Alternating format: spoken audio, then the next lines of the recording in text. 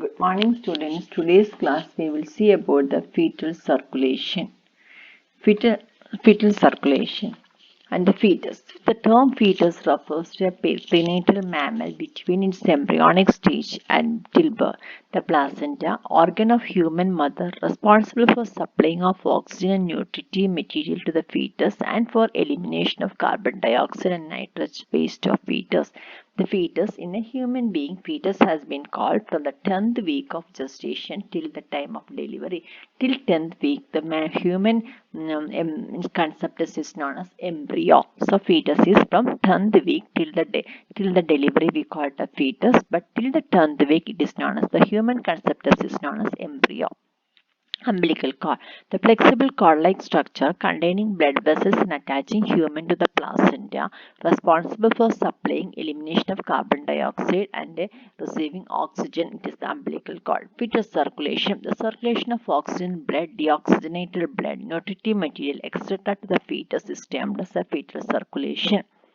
Placental role in fetal circulation. Circulatory system of a mother is not directly connected to the fetus, so that placenta functions as the respiratory center for the fetus as well as the site of filtration for plasma, nutrients and the waste.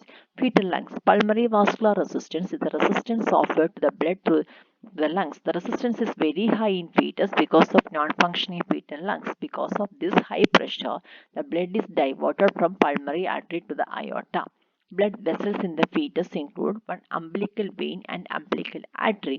Umbilical vein. It carries oxygenated blood from the placenta to the growing fetus. The blood pressure inside the umbilical vein is approximately 20 mg of mercury. Umbilical artery. It is a paired artery that found in pelvic and abdominal region of the fetus which extend to the umbilical cord. It supply deoxygenated blood from the fetus to the placenta. They surround urinary bladder and carry all the deoxygenated blood out of the fetus. Shunts involved in the fetal circulation. There are three shunts present in the fetus. They are ductus venosus, ductus arteriosus, and foramen ovale. Ductus venosus. Ductus venosus shunts the posterior of the left umbilical vein blood directly to the inferior vena cava, allows oxygenated blood from the placenta to bypass the liver. Ductus arteriosus, also called ductus botali, connects the pulmonary artery to the proximal descending aorta. It allows most of the blood from the right ventricle to bypass the fetus fluid-filled non-functioning lungs. Foramen ovale. It is an opening in the intra-atrial septum. It allows the blood to enter left atrium from the right atrium. It also called falcepting. This is the that arrow shows the picture of a foramen ovale. This is a picture of a fetal circulation. So the red vessels indicate oxygen-rich blood, and the blue indicates the oxygen-poor blood or deoxygenated blood, and the pink or purple color, it shows the mixed blood.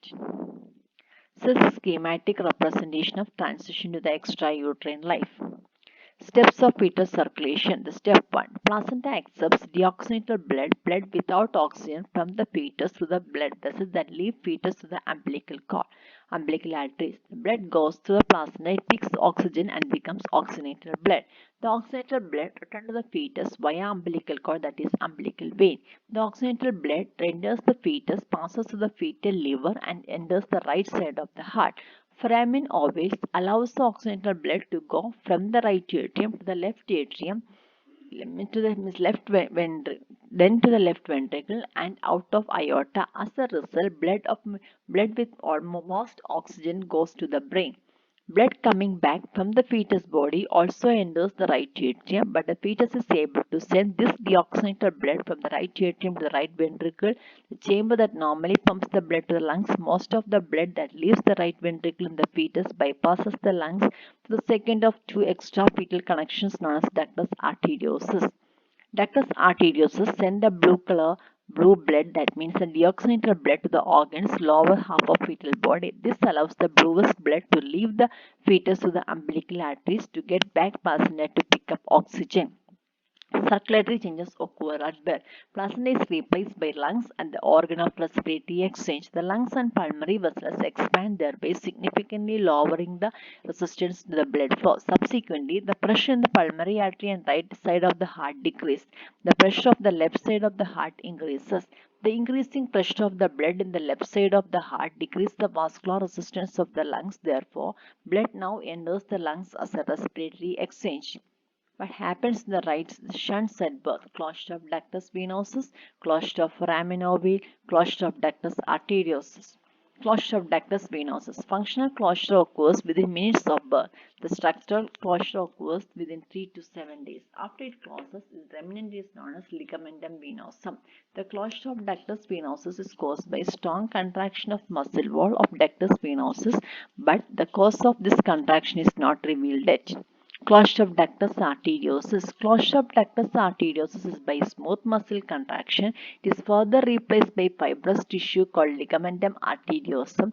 At birth, opposite direction of blood flow from aorta to pulmonary artery supply more oxygenated blood than before. This contraction of smooth muscle occurs because of the increase in availability of oxygen. The degree of smooth muscle contraction is highly dependent on more availability of oxygen.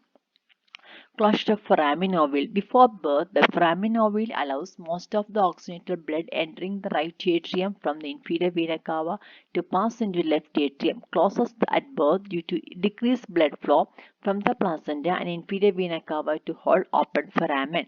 Most importantly, because of increased pulmonary artery blood flow and pulmonary venous return to the left heart, causing the pressure in the left atrium to be higher than the right atrium. The increased left atrial pressure then closes the foramen ovale against the septum secundum between the right and left atrium. The output of the right ventricle now flows entirely to the pulmonary circulation. So it was the picture before birth and this was the picture after birth. So, in short, the umbilical arteries carry deoxygenated blood. The umbilical veins carry oxygenated blood. When the placental blood flow is cut off, there is a sudden hypoxia, that is deficiency of oxygen, hypercapnia, elevation of carbon dioxide occurs. Oxygen in the fetal circulation is 15 to 20 milligram of mercury. Oxygen after the birth increases to 100 mg of mercury. The right ventricular wall is thicker in the fetal circulation. The left ventricular wall gets thicker by end of the first month after birth. Thank you. Thank you for listening.